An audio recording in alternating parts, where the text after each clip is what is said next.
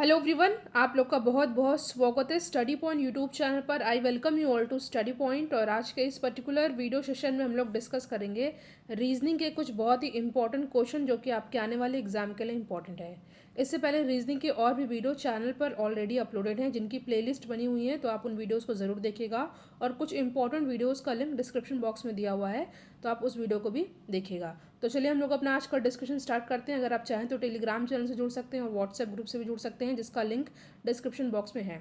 तो आज का हमारा पहला क्वेश्चन देखिए, जो आज का रीजनिंग का क्वेश्चन होगा बहुत ही बेसिक क्वेश्चन होंगे। तो इससे पहले जो वीडियो अपलोड किया गया था उसमें अच्छे क्वेश्चन थे, और आज के जो है वीडियो उसमें बेसिक क्वेश्चन को डिस्कस किया जाएगा। ठीक है, तो पहला क्वेश्चन है, यदि गुड यानी कि GOOD की वैल्यू 41 है तो बैड की वैल्यू क्या होगी। ठीक है, if good is 41 then bad is dash. आपके सामने चार ऑप्शन दिया हुआ है। देखिए इस क्वेश्चन को हम लोग कैसे सॉल्व करेंगे, बस इसमें हम लोग ये करेंगे, जो अल्फ़ाबेट की वैल्यू होती है उसको लिख करके उनको आपस में जोड़ देंगे। जैसे कि जी की अल्फ़ाबेटिक कोड में क्या लिखते हैं हम लोग, 7 लिखते हैं। ओ को क्या लिखते हैं, ओ को 15 लिखते हैं। फिर से ओ दिया हुआ है तो फिर से 15 लिखेंगे, प्लस 15। देन डी का क्या होता है, 4 होता है। तो जब इनको हम लोग आपस में प्लस कर देंगे तो वैल्यू हमारी क्या आ जाएगी, 41। ठीक है, ये बहुत ही सिंपल क्वेश्चन है। ठीक है, रिवीजन के लिए मैंने इस क्वेश्चन को इंक्लूड किया है। और लास्ट में इसी से रिलेटेड मैं एक इंपॉर्टेंट क्वेश्चन पूछूंगी जिसका आंसर आपको कमेंट सेक्शन में देना है। तो उसी तरह हम लोग बैट को कैसे करेंगे, बी, बहुत ही सिंपल क्वेश्चन है। बैट बी का जो कोडिंग का जो होता है वो क्या होता है, सिंबल डिजिट में, तो ये होता है क्या, 2। और ए का क्या होता है, 1। और डी का क्या होता है, 4। बहुत ही सिंपल है। तो यहाँ पे हमारा आ जाएगा प्लस करने पर 7। ठीक है, जो कि ऑप्शन सी में साफ साफ दिख रहा है। सिंपल क्वेश्चन था, बस हमको यहाँ पे इनकी जो कोड वैल्यू होती है वो लिख करके आपस में प्लस कर देना है और आपको इसका आंसर आ जाएगा। ठीक है, नेक्स्ट क्वेश्चन पे हम लोग आते हैं। क्वेश्चन है, यदि एक निश्चित संकेत लिपि में यानी कि किसी कोड में सिल्क को 199111 लिखा जाता है तो शब्द कॉटन को उसी कोड में कैसे लिखा जाएगा। If in a certain code silk is written as 1991211 then what will be cotton be written as in the same code. ठीक है, कैसे सॉल्व करेंगे, बहुत ही सिंपल क्वेश्चन है। देखिए क्या करना है, देखिए आपको पहले यहाँ पे मैं लिख के देती हूँ, सिल्क SIL के, बहुत ही सिंपल क्वेश्चन है। बेसिक क्वेश्चन को इंक्लूड किया गया है तो आपको यहाँ पे ज़्यादा टाइम भी नहीं लगेगा समझने में। देखिए एस की कोड वैल्यू क्या होती है, 19 होती है। ठीक है, एस की कोड वैल्यू 19 होती है। जैसे ए की 1 होती है वैसे एस की 19 होती है। आई की क्या होगी, आई की होती है 9। उसके बाद एल की क्या होती है, एल की होती है कोड वैल्यू 12। और के दिया हुआ है, के की होती है 11। ठीक है, तो आपने यहाँ पे क्या देखा कि जो कोड वैल्यू है उसी को एज इट इज़ लिख दिया गया है। ठीक है, एस की होती है 19 तो यहाँ पे 19 लिखा है। आई की होती है 9 तो यहाँ 9 लिखा है। एल की होती है 12 तो यहाँ 12 लिखा है। और उसी तरह के की होती है 11 तो यहाँ पे 11 लिखा है। सेम इसी तरह से हम क्वेश्चन को सॉल्व करेंगे कॉटन के लिए। कॉटन को हम लोग लिख देते हैं यहाँ पे COTTON। इसको हम लोग जो इनकी जो कोड वैल्यू होती है उसको लिखेंगे। क्या आएगा, देखिए सी की क्या होती है, सी की होती है 3। ठीक है, सी की कोड वैल्यू क्या होती है, 3 होती है। ओ की क्या होती है, ओ की होती है 15 यानी कि 15। ठीक है, उसके बाद टी की क्या होती है, टी की होती है 20। उसके बाद फिर से टी दे रखा है तो फिर से क्या हो जाएगा, 20 हो जाएगा। यहाँ मैं नीचे लिख दे रही हूँ। उसके बाद ओ है और एन है, तो ओ की होती है 15 और जैसा कि हमने यहाँ पे डिस्कस किया, और एन की क्या होगी 14। ठीक है, यहाँ लिख देती हूँ। तो यहाँ पे हमारी वैल्यू क्या होगी, यहाँ पे पूरा सही से मैं लिख देती हूँ 3। ठीक है, उसके बाद 15, उसके बाद 20, then 20 again, then 15 and then 14। ठीक है, COTTON। ठीक है, तो ये हमें किस क्वेश्चन में दिख रहा है, ये किस ऑप्शन में दिख रहा है ये, तो यहाँ पे हमारा सही आंसर होगा ऑप्शन नंबर डी। ठीक है, ऑप्शन नंबर डी हो जाएगा यहाँ पे हमारा सही आंसर। नेक्स्ट क्वेश्चन पे हम लोग आते हैं। क्वेश्चन है डायरेक्शन से, और ये भी बहुत बेसिक है। देखिए अगर डायरेक्शन वाले क्वेश्चन पूछे जाएँ तो आपको एक चीज़ पता होना चाहिए कि यहाँ होता है नॉर्थ, साउथ, और यहाँ पे होता है वेस्ट और ईस्ट। ठीक है, देखिए अगर आपको पता है तो बहुत अच्छी बात है, बट जिन लोग को नहीं पता है, नॉर्थ, साउथ, वेस्ट, ईस्ट, और सब डायरेक्शन क्या होता है, इनके बीच का क्या हो जाएगा, ये नॉर्थ ईस्ट और यहाँ पे क्या हो जाएगा नॉर्थ वेस्ट, और यहाँ पे क्या हो जाएगा सब डायरेक्शन WS या SW, और यहाँ पे SE या ES।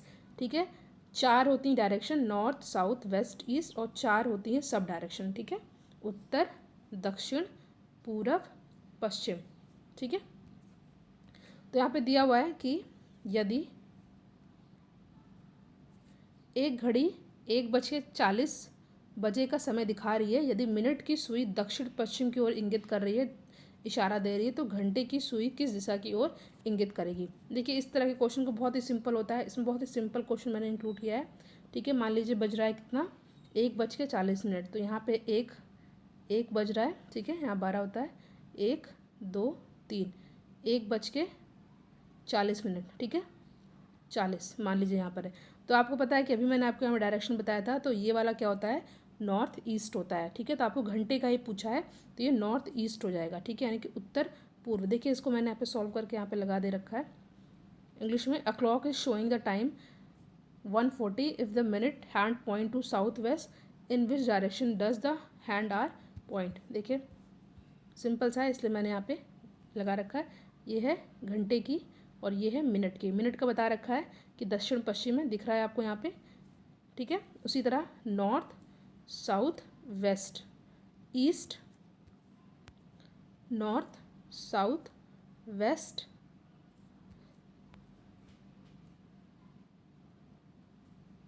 ठीक है, तो यहाँ पे क्या हो जाएगा नॉर्थ ईस्ट। इंग्लिश में बोले तो नॉर्थ को हम लोग उत्तर और ईस्ट को पूर्व। ठीक है, उत्तर पूर्व। तो यहाँ पे हमारा सही आंसर क्या हो जाएगा ऑप्शन नंबर ए। ठीक है, ऑप्शन नंबर ए हो जाएगा हमारा सही आंसर। सिंपल क्वेश्चन है। नेक्स्ट क्वेश्चन पे हम लोग आते हैं। क्वेश्चन है केक ओवन से उसी प्रकार संबंधित है जिस प्रकार आइसक्रीम डैश से संबंधित है। एनालॉजी का क्वेश्चन है। देखिए कभी कभी एनालॉजी के क्वेश्चन में यहाँ पे डिजिट दी जाती है, नंबर दिए जाते हैं, बट कभी कभी शब्दों के रूप में भी पूछा जाता है क्वेश्चन। तो आपको पता है कि जिस प्रकार केक को ओवन में बनाया जाता है, ठीक है, केक को ओवन में बनाया जाता है, उसी प्रकार आइसक्रीम का संबंध कैसे होगा, ये होगा रेफ्रिजरेटर में। ठीक है, ठीक है, तो ऑप्शन सी हो जाएगा हमारा करेक्ट आंसर। ये सिंपल क्वेश्चन था, बहुत इजी क्वेश्चन था, बट इस तरह के भी 1 नंबर के क्वेश्चन आते हैं, इसलिए आपका ये रिवीजन हो गया होगा। ठीक है, केक का ओवन होगा तो आइसक्रीम का रेफ्रिजरेटर। ऑप्शन सी है यहाँ पे हमारा सही आंसर।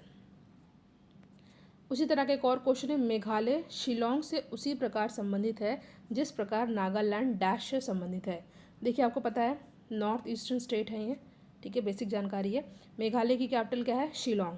ठीक है, मेघालय की कैपिटल क्या है, राजधानी क्या है, शिलोंग।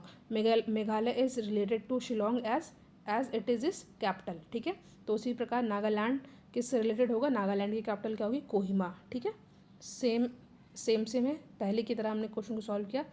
संबंध हमको देखना कि कैसा यहाँ पे रिलेट कर रहा है। तो मेघालय की कैपिटल शिलोंग है, तो उसी तरह नागालैंड की कैपिटल कोहिमा। तो ऑप्शन सी हो जाएगा हमारा सही आंसर। ठीक है, नेक्स्ट क्वेश्चन है, प्रस्तुत चित्र में निम्नलिखित में से कौन सा विकल्प वेन आरेख हेतु सबसे उपयुक्त है। देखिए कभी कभी शब्द दे रखे होते हैं, ठीक है, उसके बाद आपको वेन डायग्राम ड्रॉ करना होता है, बट यहाँ पे क्या दे रखा है, यहाँ पे वेन डायग्राम ऑलरेडी दे रखा है। आपको बताना है कि कौन सा यहाँ पे ऑप्शन सही होगा। ठीक है, देखिए अगर इस तरह का वेन डायग्राम दिया रहा है तो इसका मतलब ये होता है कि जो तीनों चीज़ें दी हुई हैं वो रिलेट एकदम से नहीं कर रही हैं, एकदम ही इन तीनों का एक दूसरे से कोई वास्ता नहीं है। तो आपको बताना है कि इसमें से ABCD में कौन सा ऐसा ऑप्शन है जो ऐसा दर्शाए। पहला क्या दे रखा है, अंग्रेजी तमिल हिंदी, महिला माँ डॉक्टर, यात्री बस रेलगाड़ी, प्रदूषण हवा पानी। देखिए अगर इसमें बात की जाए यहाँ पे बी वाले ऑप्शन की, तो देखिए महिला है, महिला में माँ भी हो सकती हैं और डॉक्टर भी हो सकती हैं। ठीक है, तो ये तो बी वाला हमारा गलत हो गया। यहाँ पे दिया हुआ सी, यात्री बस रेलगाड़ी। देखिए यात्री जो होते हैं वो बस से भी जा सकते हैं और रेलगाड़ी से भी जा सकते हैं। यहाँ यात्री जो है बस में भी होंगे और रेलगाड़ी में भी होंगे, तो सी वाला भी हमारा सही नहीं है। और जो चौथा दे रखा है प्रदूषण हवा पानी, देखिए जो प्रदूषण होता है वो कई प्रकार के होते हैं, उनमें से एक होता है हवा के द्वारा भी प्रदूषण हो सकता है और पानी के द्वारा भी हो सकता है। ठीक है, एयर पोल्यूशन और वाटर पोल्यूशन। बट यहाँ पे जो दे रखा है पहला वाला अंग्रेजी तमिल हिंदी, जो ये लैंग्वेज है, देखिए ये जो लैंग्वेज है अंग्रेजी तमिल तथा हिंदी, ये अलग अलग भाषाएं हैं। ठीक है, इनका एक दूसरे से कोई भी रिलेशन नहीं है। अंग्रेजी अलग भाषा है, तमिल अलग भाषा है, हिंदी अलग भाषा है, ठीक है। तो यहाँ पे ऑप्शन ए हो जाएगा हमारा सही आंसर, ठीक है। इनका इन तीनों से कोई आपस में कोई भी रिलेशन नहीं है, तो ऑप्शन ए हो जाएगा हमारा सही आंसर। आई होप ये क्वेश्चन आपको समझ में आ गया हो। अगर आपको क्वेश्चन अच्छे से समझ में आ गया हो तो वीडियो को आप लोग लाइक ज़रूर करिएगा। नेक्स्ट क्वेश्चन है, उस विकल्प का चयन करें जो तीसरे पद से उसी तरह से संबंधित है जिस तरह से दूसरा पद पहले पद से संबंधित है। Select the option that is related to the third term in the same way as the second term is related to the first term. देखिए ये भी एनालॉजी टाइप का ही क्वेश्चन है। क्या दे रखा है, पहले यहाँ पे दे रखा है 258 एनालॉजी 80, देन यहाँ पे 369 का यहाँ पे क्या होगा। आपके सामने 4 ऑप्शन दे रखा है। कैसे करेंगे इस तरह के क्वेश्चन को, सबसे पहले हम लोग देखते हैं कि इनका आपस में कैसा एनालॉजी दिख रहा है। यहाँ पे दे रखा है 2, 5, 8, ठीक है, और आ रहा है 80। कैसे करेंगे, अगर हम लोग, मैं इसको आपको डायरेक्ट बता देती हूँ कैसे आया है। अगर हम लोग 2 को 5 से मल्टीप्लाई करेंगे तो 5 2 ज़ा 10, फिर 10 को 8 से मल्टीप्लाई करेंगे तो यहाँ पे हो जाएगा 80। देखिए एग्ज़ाम टाइम में थोड़ा सा आपको दिमाग लगाना पड़ेगा। अभी आपको लग रहा है ये इजी है क्योंकि मैंने आपको यहाँ पे बता दिया, बट थोड़ा सा आपको इसमें दिमाग लगाना पड़ेगा क्योंकि कई पैटर्न फॉलो हो सकता है। 2 5 ज़ा 10, 10 8 ज़ा 80, उसी तरह 3 6 ज़ा 18, ठीक है, 3 6 ज़ा 18, 18 9 ज़ा 162, ठीक है। तो यहाँ पे हमारा कौन सा ऑप्शन सही हो जाएगा, option number A.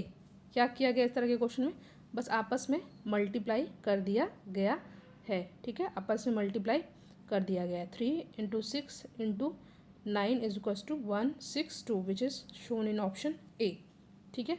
Option A हो जाएगा हमारा सही आंसर।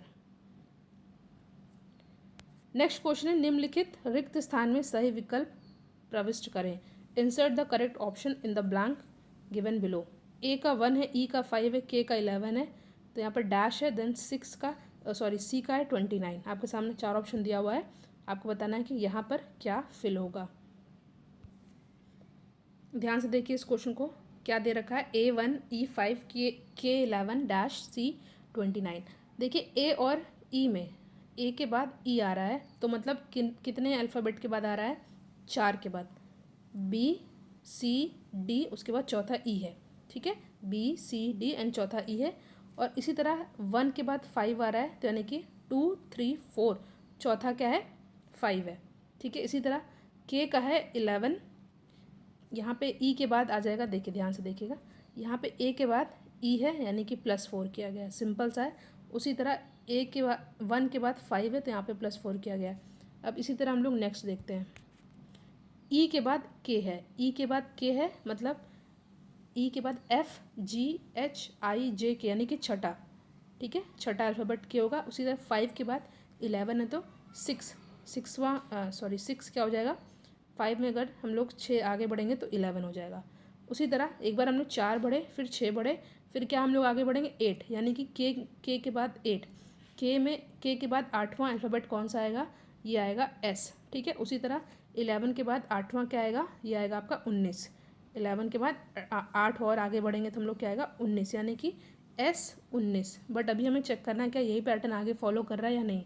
यानी कि S के बाद हम लोग एक बार 4 था, एक बार 6 था, एक बार 4 के बाद 6 था, उसके बाद 8 था, 8 होगा यहाँ पे, ध्यान दीजिएगा।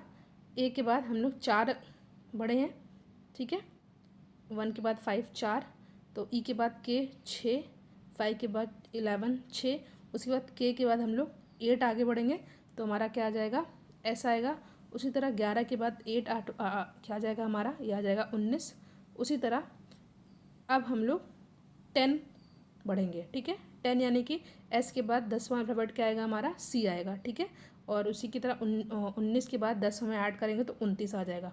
सिंपल है, बस हमें अल्फ़ाबेट में भी और नंबर में भी आगे बढ़ते जाना है। कितने कितने गैप पर, एक बार 4, एक बार 6, एक बार 8, एक बार 8 और एक बार 10। सिंपल है, सिंपल सा क्वेश्चन है, आपको बस थोड़ा सा दिमाग लगाना है। इसमें आपको 2 काम करना है, अल्फ़ाबेट के साथ भी वही काम करना है और डिजिट के साथ भी वही काम करना है। यानी कि एक बार +4 +6 +8 देन +10, ठीक है। आई होप ये क्वेश्चन आपको अच्छे समझ में आ गया हो।